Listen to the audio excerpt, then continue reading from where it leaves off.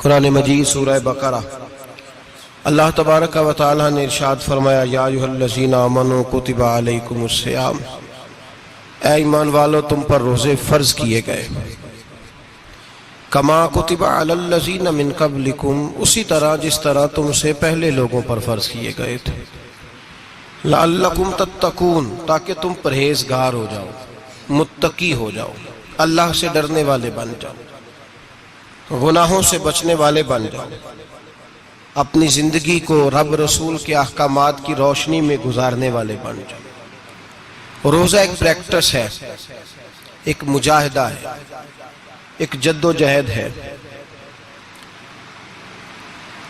جد و جہد کس چیز کی؟ اللہ کی رضا کے مطابق اپنے آپ کو ڈھالنے کی جد و جہد۔ صوم کا لغوی معنی ہوتا ہے رک جانا۔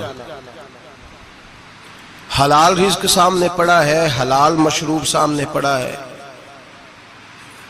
حلال رشتہ بیوی کا موجود ہے، لیکن ان سب چیزوں سے حالت روزہ میں رکنا، اللہ کی رضا کے لیے رکنا، اس کا نام روزہ ہے۔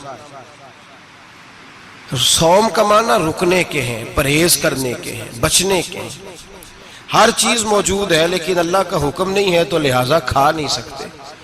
تو رب فرماتے جب جائز چیزیں تو میری مرضی کے بغیر میرے حکم کے نہیں کھا سکتا، تو نے رکنا ہے تو حرام کیسے کھا لیتا ہے؟ اب جائز چیز کے لیے تجھے حکم ہے، میں کہوں تو کھائے گا، میں کہوں تو نہیں کھائے گا۔ میں نے حکم دے دیا جائز ہے، روٹی ہے، کھانا ہے، گوشت ہے، تیری فریج میں پڑا سارا کچھ، تو با اختیار ہے، منہ میں دانت بھی ہیں، ہضم کرنے کو ہاضمہ بھی ہے، بھوک کی شدت بھی ہے، پر میری اجازت کے بغیر تو کھا سکتا۔ روزہ رکھ لیا، اب تجھے حکم نہیں کہ تو کھائے۔ جب جائز چیز میری مرضی کے بغیر نہیں کھا سکتا تو ناجائز کیسے کھائے گا؟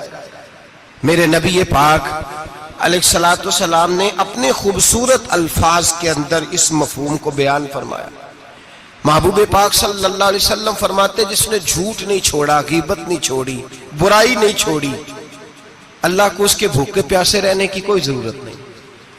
وہ کاہے کا رکا ہے؟ جب کوئی کام تو اس نے اللہ کی رضا والا کیا نہیں۔ روزہ رکھ کے دغا کر رہا ہے، روزہ رکھ کے جھوٹ بول رہا ہے، روزہ رکھ کے کم ماپ رہا ہے، تول رہا ہے، دھوکہ دے رہا ہے، رشوت لے رہا ہے، فراڈ کر رہا ہے، حرام کا مال اکٹھا کر کے کہتا ہے اس میں سے چلو 10 دیگیں بھی پکا دیں گے۔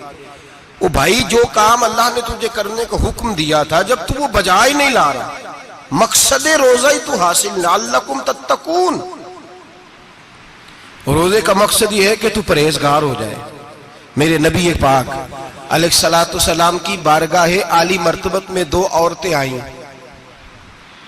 یہ چیزیں کھا لو، کہنے لگی محبوبہ ہم نے روزہ رکھا ہوا ہے۔ فرمایا نہیں، تمہارا تو روزہ نہیں ہے، حضور رکھا ہوا ہے روزہ، سحری سے لے کر اب تک کچھ نہیں کھایا، شام تک بھی نہیں کھائیں گی۔ محبوب نے فرمایا ذرا کہہ تو کرو، الٹی تو کرو۔ کہہ کی تو ان کے حلق سے خون بھی نکلا اور گوشت کے لوتھڑے بھی نکلے، پھوٹیاں بھی نکلی۔ نبی پاک نے فرمایا وہاں بیٹھ کے تم نے اپنے جاننے والوں کی غیبت نہیں کی، چغلی نہیں کھائی؟ خاموش ہو گئیں، گردنیں جھک گئیں۔ نبی پاک نے فرمایا تم نے قرآن نہیں پڑھا کہ جو اپنے بھائی کی غیبت کرتا ہے وہ مردہ بھائی کا گوشت کھاتا ہے؟ تو گوشت کھا کے بھی تمہارا روزہ رہ گیا ہے۔ کس طرح کا روزہ ہے کہ صاحب روزہ رکھ کے نہ رکھنے والوں پہ تنقید کر رہے ہیں۔ تراویحاں پڑھ کے نکلے ہیں تو کہتے ہیں میں اکیلا ہی نیک ہوں، باقی تو محلے میں کوئی پڑھتا ہی نہیں۔ یہ کیسا تیرا روزہ ہے کہ تو روزہ رکھ کے تو اس کے مقصد کو نہیں سمجھا؟ لعلکم تتقون۔ روزہ دار تو وہ ہے کہ روزہ رکھا ہوا ہے، کھانے بھی سے رکا ہے، پینے سے بھی رکا ہے، عمل زوجیہ سے بھی رکا ہے، پھر وہ جھوٹ سے بھی رکے، غیبت سے بھی رکے، بدنگاہی سے بھی رکے، حرام خواری سے بھی رکے، رکے ساری چیزوں سے۔